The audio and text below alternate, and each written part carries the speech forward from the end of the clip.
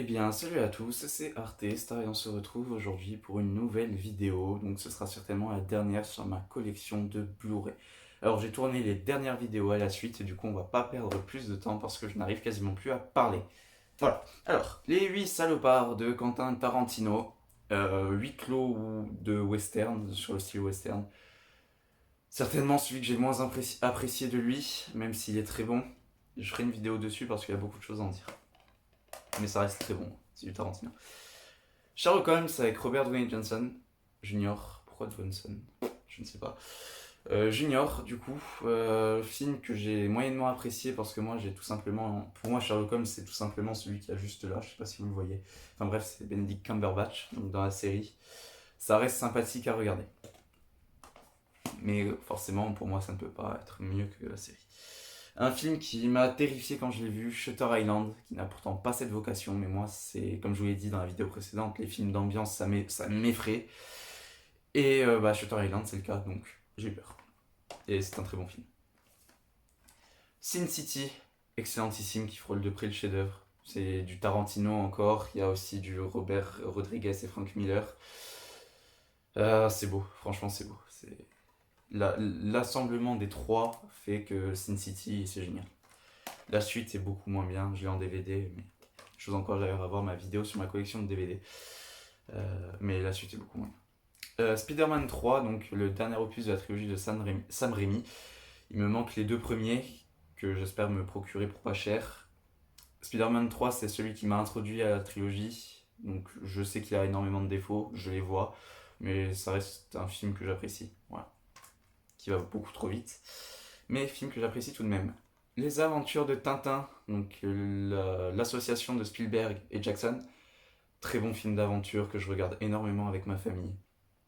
Alors, les graphismes peuvent en choquer plus d'un, je suis d'accord, mais moi j'ai parfaitement adhéré à ça, donc j'apprécie fortement. Et c'est génial, tout simplement. 3, donc la version Director's Cut, qui est beaucoup plus violente que celle de cinéma. 3, donc qui a surfé sur la vague de Gladiator. Très très très bon film, Brad Pitt, Eric Bana, Orlando Bloom, même si je l'apprécie pas forcément. Et Diane Kruger, je cherchais son prénom. Donc une excellente fresque sur la chute de Troie, pardon. Pareillement, très très très décrié, trop américanisé, c'est un blockbuster américain, donc à partir de là, je vois pas ce qu'on peut lui demander de plus. Donc voilà, très bon film pour moi, très bon film. Et la musique est vraiment bien aussi. Film que j'ai acquis hier et que j'ai regardé hier dans la soirée. True Romance, donc film écrit par Quentin Tarantino et réalisé par Tony Scott, donc le frère de Ridley Scott, qui est malheureusement décédé. Et Quentin Tarantino, c'était son premier scénario qu'il a vendu pour pouvoir réaliser son premier film, donc qui est Reservoir Dogs. Je cherchais le nom. J'ai des creux des fois par moment, c'est incompréhensible. C'est un film qui est très particulier, mais qui est très très très très très bien. Il y a déjà les prémices de Quentin Tarantino avec ses effusions de sang à la fin, etc. Mais ouais, c'est vraiment pas mal, hein. Après, par contre, j'ai un petit problème avec le master du DVD, c'est que l'image est hyper compressée.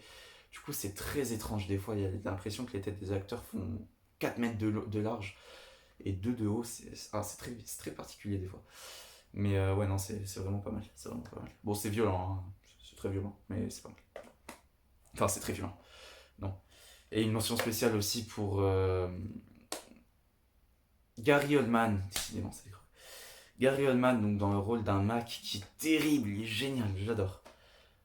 Ensuite, l'anthologie Un seul deviendra invincible, donc Undisputed en version originale, donc qui raconte les aventures de Yuri Boyka, qui c'est des films d'action testostéronés, ceux-là par contre, à l'inverse d'un Hitman, mais qui sont très très très très bien. Voilà, si on les prend comme tels, c'est génial. Puis Yuri Boyka, il a un charisme, il est phénoménal dans c'est Scott Atkins, il me semble. Scott Atkins, ouais. Donc c'est très bien. C'est très très très très très bien. J'ai une préférence pour le dernier. En fait, ça monte crescendo. Le premier, j'ai vraiment aimé, mais je lui mets 3 sur 5.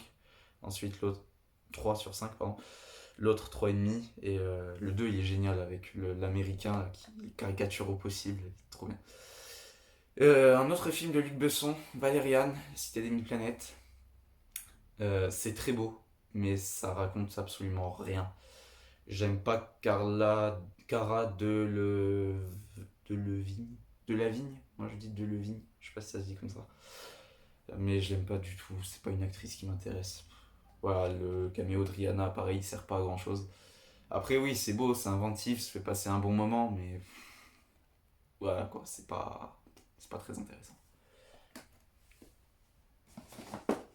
Et enfin, les deux derniers films de ma collection. Après, vous allez être débarrassés. Il va falloir que je me renouvelle. Van Helsing avec Hugh Jackman et Kate Beckinsale. Ce film, il faudra que j'en fasse une vidéo parce qu'il est génial. Franchement, il est génial. C'est un excellent film. Et je vais vous présenter parce qu'il mérite d'être vu. Et enfin, The Wonder Woman de Patty Jenkins avec Gal Gadot. Ce film a apporté un vent de fraîcheur, je trouve, au film de super-héros. J'avais adoré quand j'étais allé le voir au cinéma, mon frère beaucoup moins. Et curieusement, c'est un peu l'inverse maintenant, c'est que mon frère l'apprécie déjà un peu plus.